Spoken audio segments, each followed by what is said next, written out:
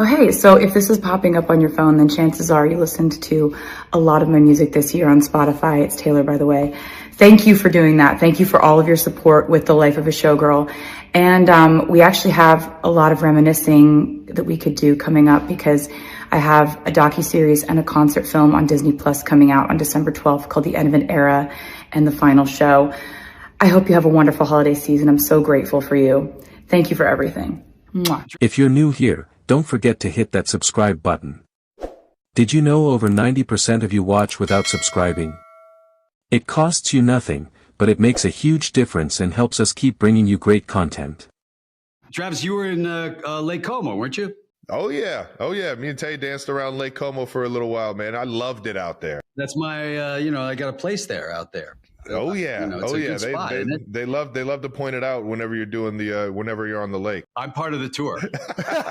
Yeah, I know. Yeah, it's a funny thing. And now, if you look to your left, you see a Georgia Clooney house. I'll tell you what, it sits perfectly on that water, man. It's a beautiful place and a beautiful area. Everybody out there is so lovely, man. Every morning I was throwing my shoes on, running up and down the water, and we had gloomy days, we had beautiful days, and it was just every single day was just a new epic realization what's really around the world. And I had never even imagined that place, in my dreams. Yes, I'm Travis Kelce. This is my big brother, Jason Kelce, out of Cleveland Heights, Ohio, like we already said. And this is my brother being a militia member. That's right. Jason got up to New England this past Monday. Yeah, they taught me how to fire a musket. I don't think I actually got anything to come out of the muzzle. Like the pan definitely caught, which is where you put the gunpowder in. Yeah. And that clicked. But I didn't see anything come out the end. And the whole time, Michelle was talking about how much recoil these guns had. And I fired it and I felt zero recoil. I'm like, this thing I don't think it fired. And everybody's like, no, it fired. I'm pretty sure it didn't fire. This is hilarious. I was so excited. I mean, I still was. You're a little fucking stiff. Jesus. Well, I was trying to be militaristic in my stance. Is that a real word? Yeah, yours didn't fire. Yeah, but if you look where the pan is by my face, that's where the gunpowder is. It catches the flint. So that ignited, but whatever was in the barrel didn't ignite. So I don't know what went wrong. I think this is probably pretty common with these older weapons. I think they misfired quite a bit. Would hate to have that happen when you're in the line of fire. No doubt. Fucking one of those daggone red coats across from you, and then you're trying to fucking put one right between his eyes. I don't know what I'm talking about.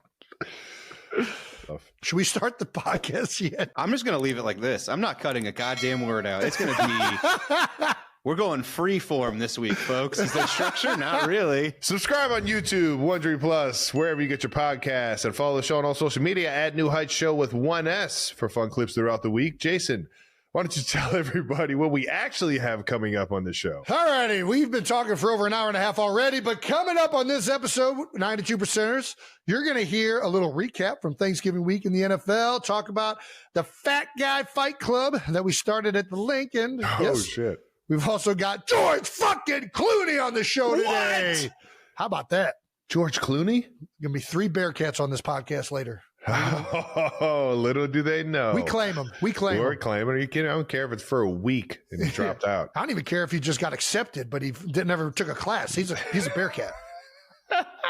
All right, before we get into that, let's start with what we always start with, and that's a little bit of that new news. New news is brought to you by Xfinity. Ooh, nice. Xfinity is bringing us new news, and the first part of new news, we got a belly bucking champion. That's right. We had our first belly bucking tournament at the link this past Black Friday game in the NewHeights tailgate, and No Shirt Dom came out victorious. He almost lost. We were kind of making up the rules as it went. It was a tight ring. Initially, it was like if you just stepped outside the ring, there's got to be belly bucking rules somewhere online. So the ring was tight.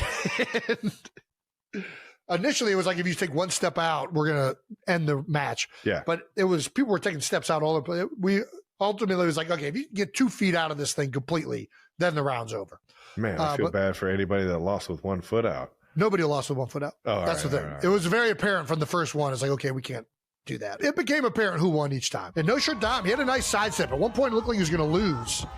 And he kind of readjusted and kind of got his belly back into it. That a boy. I mean, go figure. A guy that is committed to not wearing a shirt wins the belly bucking competition. He's very belly positive individual. We also had Jeffrey Lurie stopping by. Oh, Yeah. Andrew Whitworth stopping Big by. Whit. Nice. That's Guy once had a belly, no belly anymore. That's Yes. well, yeah. He's still barrel chested like a motherfucker though. He's still got that chest on him. Yeah. We signed a copy of somebody's Twilight.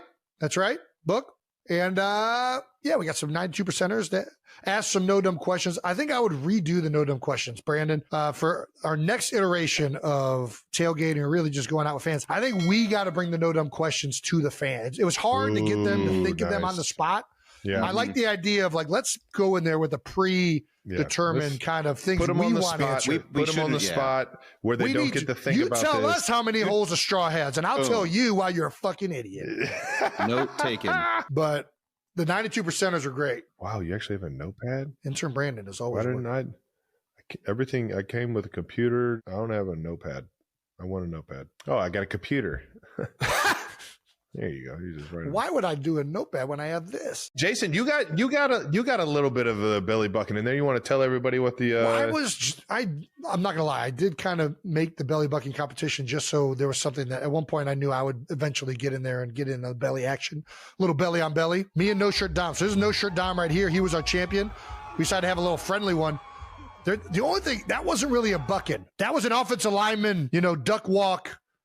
Get the hips in there. I wish it would have been more of the bucking action. I don't think Dom was ready for it. There wasn't much thrust in there. But it was fun. I think that helmet was was cutting off the circulation in my brain. Yeah. All right. Well, fun. What did you think was the technique of the bucking? What was the best technique you saw? Because in the video that we saw, there was a lot of thrust. Was it more just like a bulldozer deal, or were guys trying to get leverage? Well, that's what I kind of mean. I feel like when if you would have gone back to then thrust and that person stayed into you, when you went back, you were going to go backwards. So it felt more like guys were kind of like getting their hips and bellies stuck to each other and then just kind of pushing. That's not a buck. You got to buck. I know. I'm kind of with you. See, you got to lay I don't know how to enforce that though, Travis. You got to lay that law. I don't know how to enforce it. If you're not thrusting, you're Augustin. You got to thrust. Let's see it. Yeah. Let's see it. Ooh, there's a buck. My man, get up in there. See, this is why you need to grab. My man Brendan was trying holsters. He was got to grab trying those to buck. holsters. You got to grab those holsters. You got to put hands in the pocket. Yep. I get why the original video showed a lot of that. Yeah, that's good technique though by Dom. That's good. He's using shoulders. That's why I like hands behind the back. Well, you can still shoulder with your hands behind your back. Yeah, but you can't like fucking keep them right here. You can't like roll it. Yeah. Yeah, I see what you're saying. That's a good point. All right, let's get some bold topics to wrap up week 13. Dude, it's week 13 already. Dude, man, there's only 5 NFL games season left, dude. Flying by. Week 13 in the NFL. Trav, let's start with the one game that everybody was tuned into this Thanksgiving. I think it set probably it had to set records of viewership numbers, right? Every holiday game seems to break every past record. So that's a good point. Well, Chiefs 28, Cowboys 31. It was a great game. It was a fun game to watch. I know it did not turn out in the Chiefs' favor. Yeah, it was Trav, a tough loss. What are your thoughts? What are your thoughts about the game? I'm sure everyone's sick of us saying it, but we're a few plays away from being a one seed in my mind. And maybe that's a bit extreme. Maybe it's, I mean, all the losses are within one score. All the losses are within one score, and there's a handful of plays within those games that are determining the outcome, and it's hard, and it's plays like my drop against the Eagles. It's penalties that are keeping us behind the sticks. It's coming away with 3 points instead of touchdowns in some games. It's crazy that you watch the film and you see what's real, and what's real is that we're fucking this close, man. We're this fucking close. You look at our offense and you look at Pat Mahomes' production this year, top in the league. You look at our defense in terms of points allowed. I know some of the other stats aren't all the way up there, but at the same time, man, we're holding teams at the right moments. And in other situations, we're just not scoring enough. And it's tough, man. It's tough to be a part of this reality right now because we're 6-6 and we're fighting for our lives to, find a way into the playoffs. Yeah. And what's real is that we still have a chance, baby. And that's all that fucking matters to me, is that we got a chance, and I'm going to keep coming into work with the mentality that and the sense of urgency that we need to have to get this shit fixed and turn those handful of plays that are losing us the game into a handful of plays that win us these games, man. Yeah, I mean, listen, I think you're saying what everybody else is saying. It's the truth. I mean, you guys have been in all of these games, and I think you're having like one of the most unlucky like seasons in recent memory. I know that we never like to say lucky, whatever. Yeah, we like to control it. Somebody, I think Gordo with ESPN, shout out to Gordo. I think he said something like, you guys are plus 70 or something like that in your score differential over the season. You're the first team to not have a winning record with that plus differential. And there's only like one other team in the history of the NFL that's crazy, done that. yeah. It's nuts.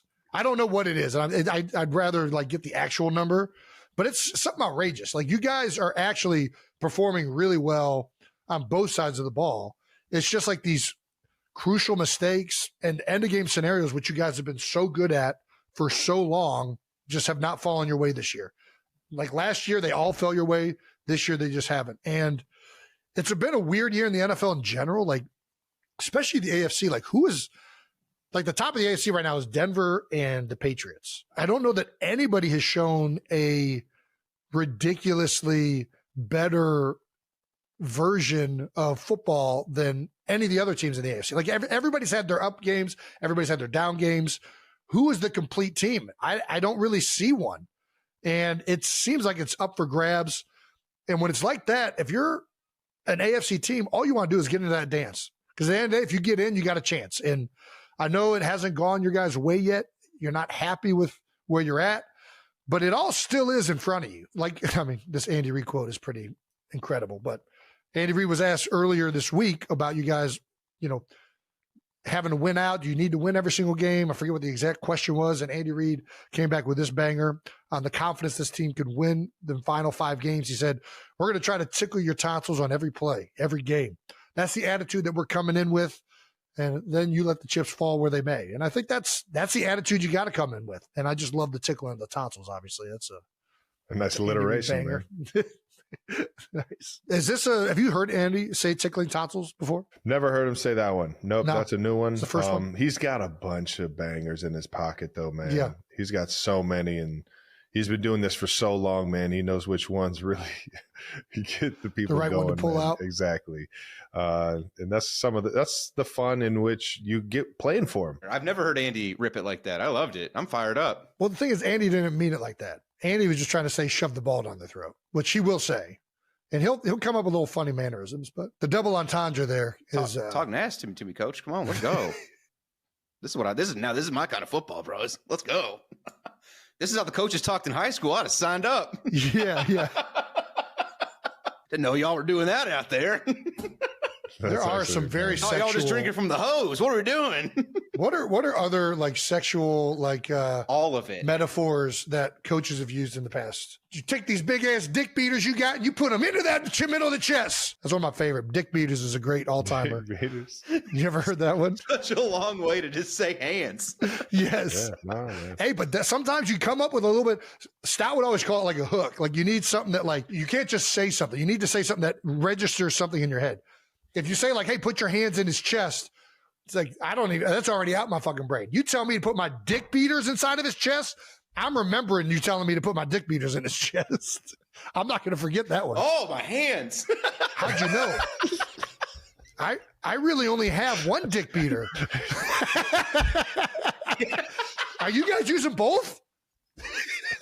He started looking around the room. Time out. Yeah, definitely. Hey, yeah, beater. You guys are going lefty? No. Same time. Same time. Yeah. I'm a basket weave guy myself.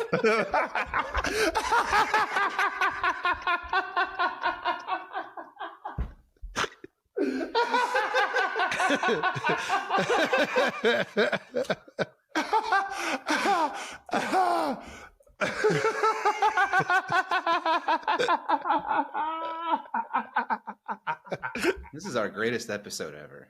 Oh, man. So, yeah, anyways, the Texans are red hot right now. The defense is unbelievable. D'Amico Ryan, shout out to D'Amico, one of my former teammates. Those dudes are playing on both sides of the ball, but especially on defense. They are very good. You guys are in a situation where every game counts, even more so at this point because of the record and what it is. Texans 4-game win streak coming into this one. The last time you played Houston was in 225 in the divisional round. It's going to be about 20 degrees at kickoff. It's my kind of football, baby. Dude, I love when the cold weather sets in. My kind of football, especially after a weekend of rest. Yeah. Go out there, fly around on the ice, man. Fuck, man. Take me back, baby. Fly around on the ice. That's what it feels. It feels like we're in the ice rink, man. That's why I love those games more. There's something about being in the cold and sweating that I feel my most athletic self. I don't know why that feels like it's like my sanctuary, but I always just felt like I didn't get tired too when it was cold. Like I just could run for days. Yeah. No, well, that's because you weren't running that much. Yeah. You can still get very tired running in the cold. Fair enough. It hits those lungs a little different too, but it's I'm with you though. There's something about the cold that it just gets my excitement, man, for the game. That's the beauty of football, man. You get to play it in all elements. Especially in Arrowhead. For sure, man. Yeah. Even being up in New England this past yesterday, Monday night game. Oh, yeah. I just love the cold, man. I like seeing my breath. Yeah. It just feels like football. Yeah. The cold and your Peaky Blinders outfit, man, that shit was sweet. It just meshed perfectly. Give a guy a musket. That doesn't work, though. Yeah, right. All right, well, let's get out of here. We'll see you guys up at Arrowhead, and hopefully we come away with a fucking win, a must-need win against a really good football team. And let's go, baby. The Fighting D'Amico Ryans, man. You said it best. You said it was like if that's what a movie star is. Jesus Christ. If that's what a superstar is, I'm fucked. Yeah. Because I don't have that. No. Just sitting there, he's a superstar. He doesn't even need to say anything. And then he starts talking. And he's like way better at conversing. Yeah. I was like, this is what I do for a living. You're already like, can you not be great at everything, George? Jesus Christ. You guys are going to see George Clooney take over this podcast. So are we on? You going? All right. I want to start off. Oh, okay. God. Wow. I'm going to start off. Where we at? I'm going to start off. Not you guys. I'm going to start off. Jason, I dig you, man. Oh, wow. Thank you, George. You're NFC. You're a Hall of Famer. I can show some love for you. Thank you, George. Travis, you broke me, man. I'm a Bengals fan, dude. I grew up in Cincinnati. Oh, You've broken me so many times, and your pretty face on GQ, and I have to. You know how many times I've thrown like a hoagie at my TV at your face? You've broken me. You guys had your run. You guys broke me. I'll tell you what, the Bengals broke me coming out. They took a tight end ahead of me in the draft, and I felt heartbroken. I was a Cincinnati Bearcat. I was sitting in their backyard. That's right. You were a Bearcat, man. Yeah. No, you were literally funny, the backyard. Man. I was. Off a straight street off the back of Cincinnati. I used to live on Straight Street. How about it, really? Yeah. We had this in the rundown, but while you brought it up, we have conflicting reports. We always, at least if you go to the University of Cincinnati, you're told as a student that George Clooney went to UC. Is that true? Yeah, for a minute. Yeah. That counts, right? I was there for a minute. It counts. I lived on Straight Street on the hill, where if it snowed and you parked, the cars would all end up at the bottom of the hill. That's exactly what you're talking about. Hell yeah. If you lived at the bottom of the hill. down that hill. Yeah, if you lived at the bottom of that hill when it snowed, you ain't making it to fucking practice. You're calling it up. You went down to the King Quick at the bottom and you just got Doritos and a beer and you just sat there until the snow fell. Oh, yeah. That's all you could do, man. Over the Rhine, baby. That's some good shit. Over the Rhine. You remember that area? That was tricky, remember? Oh, yeah. Now it's clean. No, now it's a lot better. It's a lot better. Well, they clean there's still pockets. Pockets. That's a great way to put it. I was back in Cincinnati a couple of weeks ago, and it was funny. I went back, and the owner of the Cincinnati Reds came out. I was speaking in front of a couple thousand people. The owner of the Cincinnati Reds came out, and I had a couple of tryouts for the Reds when I was younger, and he came up and read like my scouting report, and it was the most humiliating thing you ever heard in your life. That's too good. He's got no arm. He's got no speed. He can't hit. Tell you what, though, he puts a jersey on, man. The guy looks like a ball player. I had a hat, dude. I look good. Hell yeah. I believe it. I got to see those. That's photos. too good. Was it just like high school tryouts or like? Yeah, it was. They had a thing where they were taking people out of high school for anybody who was playing well in high school, and they took you out and brought you in and let you try out for. There was like a little combine or a showcase. Yeah, it was fun, but boy, it was pretty humiliating in front of all those people. That's too funny that he had it in there. He still had the detailed report, man. That's too funny. Well, nice. Now we can get it out there. Were you in the DAP program at Cincinnati for a little bit? No, the art program. None of that. Well. Once a Bearcat, always a Bearcat in my book. Dude, I also, I was a UK kid too. I loved UK. So, I would side with the UK for basketball because, you kind of wanted to have a winner in your. The hell yeah. And I'd been a Bengals fan for a long time. And, we'd lost an awful lot of games. A lot of losing. There was a lot of losing. For a while, we were, I think, the losingest franchise in football. And then we kind of got a little better, Yeah. Back in the day, it was Kenny Anderson was the quarterback. How about it? How about it, man? All right, I'm going to get this intro going, and we'll get this thing officially started.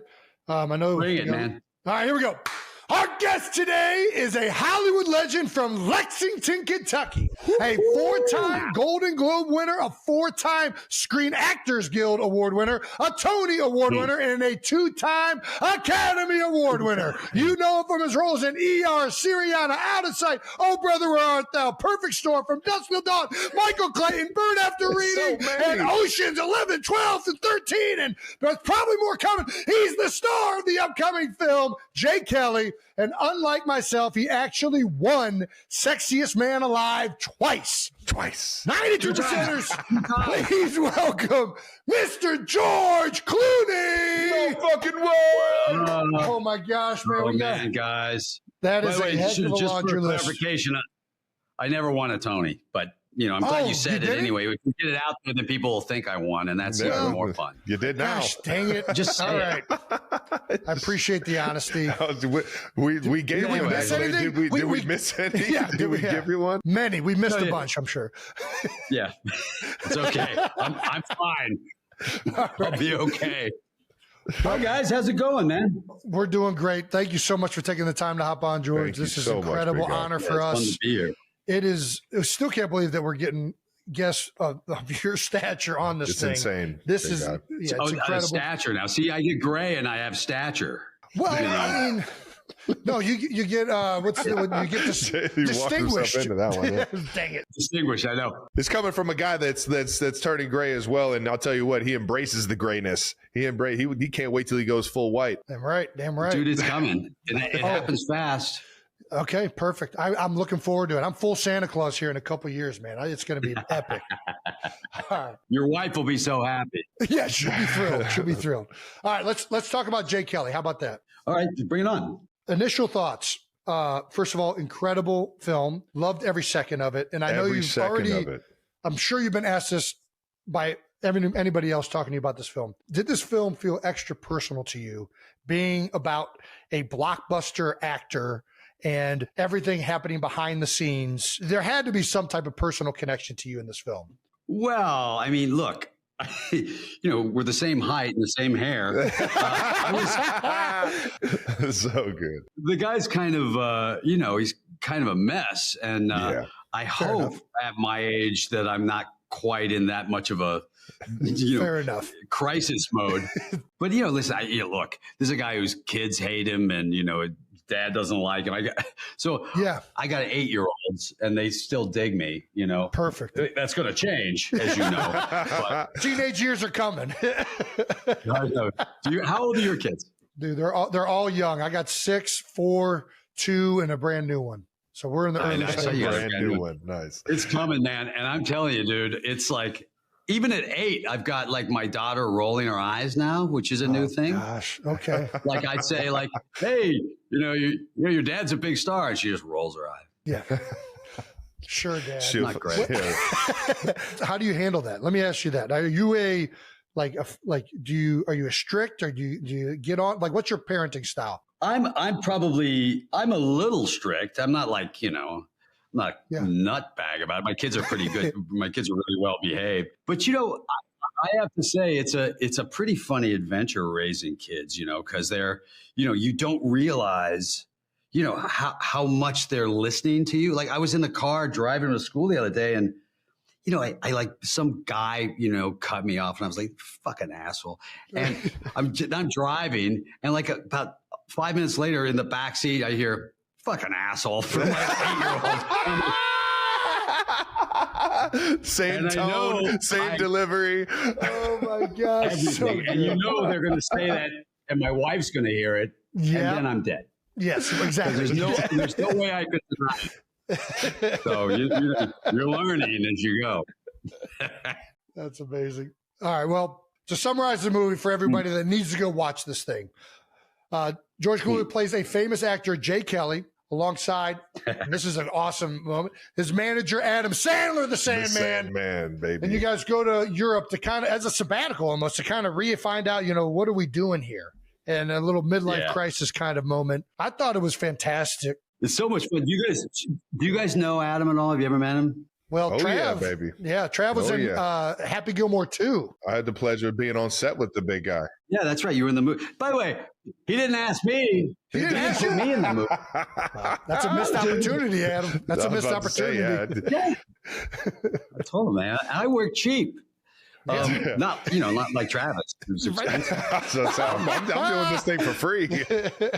Just let me be on set, man. He's such a good egg. He's such a fun cat and fun to work with. He and I have been playing basketball together for about 30 years, and just a chance to get a chance to work with him was what a blast. What a fun thing to be able to do. Just the best, man. Adam's such a good dude, man. I'm still forever thankful that he even sent the ask to allow me to be the waiter. But honestly, looking back on it, if he would have asked you and you would have been that waiter, god damn, I think the movie might have been 10 times better, man. Fuck. Dude, I play a great waiter. You have no idea. I'm such a good waiter. Seeing you, so ready to roll. Yeah. Seeing you chest bump Xander Schauffele. So wait, now is this going to be the thing now? When you retire, I know you're not going to retire. When you retire, are you going to go into some show business? Are you going to act more? Listen, it's as long as I'm getting asked by guys like Adam Sandler, my heroes growing up, man, I'm going to be there in a heartbeat, man. I don't know how much skill I have, but I'll be the best teammate on set and have some fun with you if you hire me. That's for damn sure. That's exciting, man. That's going to be fun. By the way, Travis, you were in Lake Como, weren't you? Oh yeah. Me and Tay danced around Lake Como for a little while, man. I loved it out there. That's my, I got a place there out there. Oh yeah, They love to point it out whenever you're doing whenever you're on the lake. I'm part of the tour. Yeah, I know. Yeah, it's a funny thing. And now, if you look to your left, you see a George Clooney house. I'll tell you what, it sits perfectly on that water, man. It's a beautiful place and a beautiful area. Everybody out there is so lovely, man.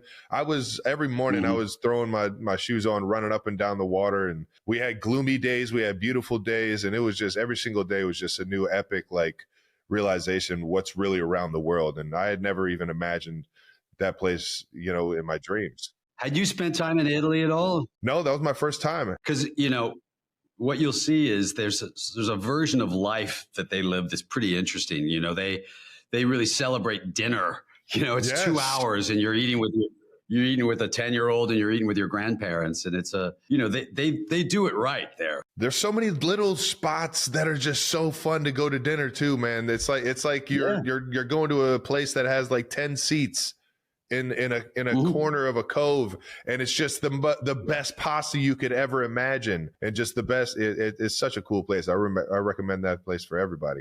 Love it. Yeah, it's good fun. Well, one of the things in the movie here, George, is that there's the entourage of Jay's character is immense, right? Not just Adam, like everybody that is at the beck and call of this movie star, hairstylist, yeah. like Travis does. It's very similar. Makeup, hair. How accurate is this portrayal? Is this an accurate Hollywood trope? Well, I know some actors who have pretty big, pretty big crowd around them. It doesn't seem like it'd be all that fun, but I do know a few that have it. It seems like a lot of work to me. Yeah. I hear you. But I most of the gang that I know are pretty, actually live a pretty normal life, believe it or not. I mean, it's sort of surprising, but most of the guys, like all the gang from Oceans that Brad and Matt and Julia, they actually have fairly normal lives considering sort of who they are. Yeah. Not me. I have like 40 people. There's someone sitting directly behind me holding my face back At all times. Yeah.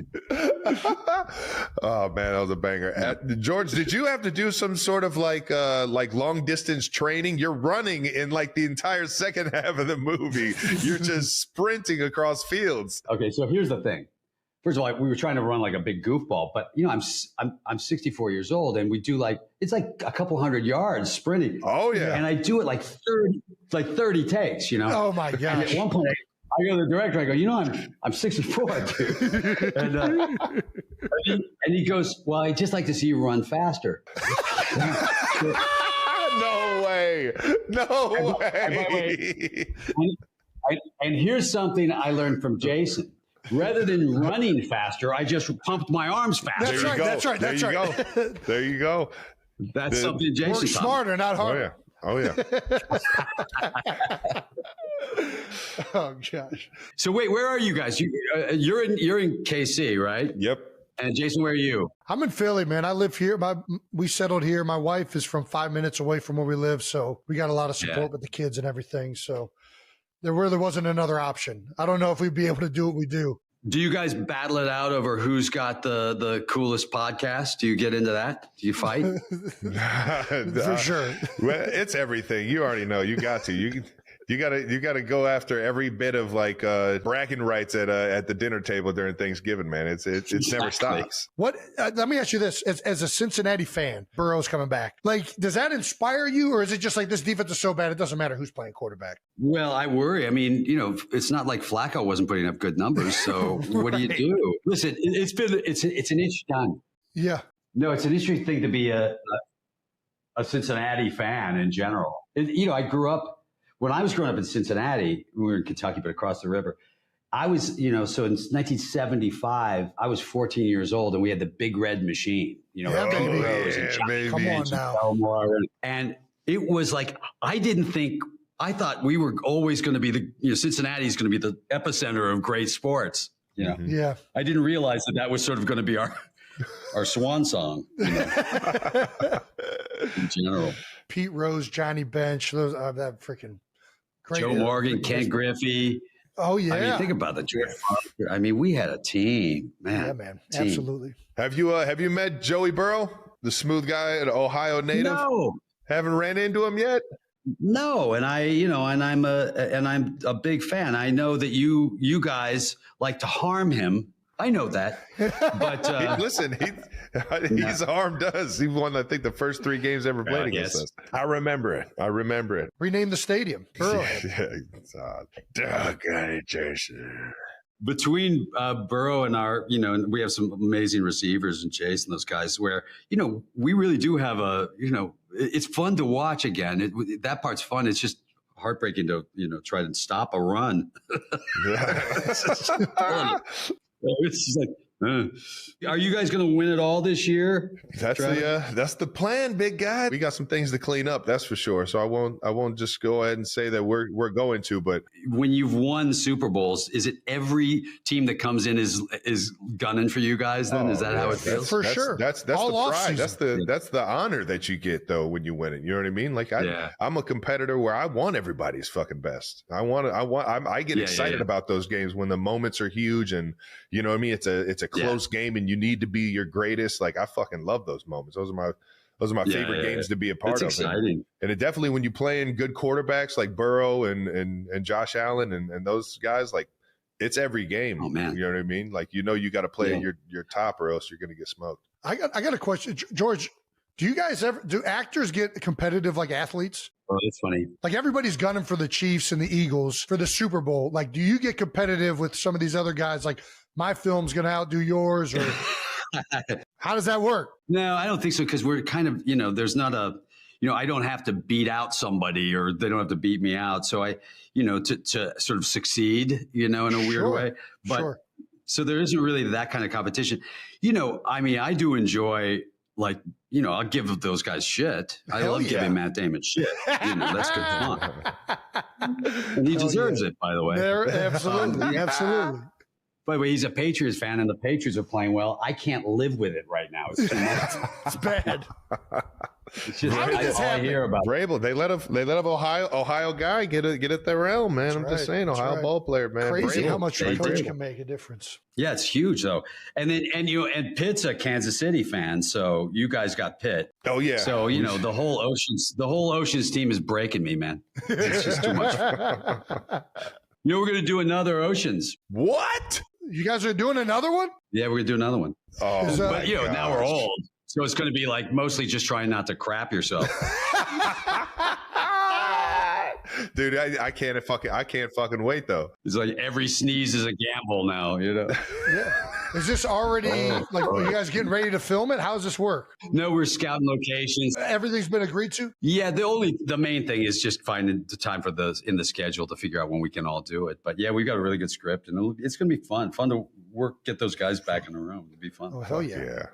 Well, it's been pretty damn good so far. Yeah. Do you think you'll ever get back on screen with the Coen brothers? I got to say, Oh Brother, We're Out Now, Hail Caesar, freaking Burn After Reading. Come on now. Oh my gosh. Love them. Yeah, that was a pretty funny thing. I remember when I was doing Oh Brother, Where Art Thou? They came to me. My aunt was this famous singer named Rosemary Clooney, great singer, and back in the 50s. And they kind of assumed because I had an aunt who could sing, I think they assumed I could sing. Okay, all right. Quite the assumption. I assumed I could sing too, by the way. And then I got down, they took me down to Nashville, and they had me singing Man of Constant Sorrow literally in a recording studio. Such a great tune. Yeah. And I sing it like I'm all out, and I finish and I look up and no one will look me in the eye. They're all looking down like, we're going to have to. I was like, and they come, let's play it back for you, George. They're hoping. And it just sounded like a cat caught in the wheel well of a car, It was so bad. It was so humiliating. So then they brought another guy and they dubbed me. But, those guys, some of their movies are just some of the best films. Raising Arizona, from early on, they were just good filmmakers. Talented. I don't know. They haven't been working together as much right now, but if they get something back together, I'll do it. If they call, I'll go. I think I've done 5 films with them. They're fun to work with. Yeah, absolutely. We got one last segment here for you, George, man. We know you're on a tight schedule, brother. Bring it, baby. I'm ready. Come on. We appreciate the time, but this is our last segment. We got to ask, but you don't have to answer. You can tell us to kick rocks, or you can have some fun with us in the question. Ask them away, man. Whatever you got. You claim that you and your wife haven't gotten in a fight in 10 years. That's right. Are you lying? No, I'm not lying. Travis, shall we ask you the same questions? Well, it's only been 2.5 years, and you're right. I haven't gotten in an argument. All right. Never once. Honestly, neither of us are going to win the argument, so why get in it? There we go. There you go. That's a smart man right there. Yeah, What's the secret? Just staying out of the argument altogether? Dude, I'm 64 years old, and what am I going to argue about at this point? I'm like, I met this incredible woman that,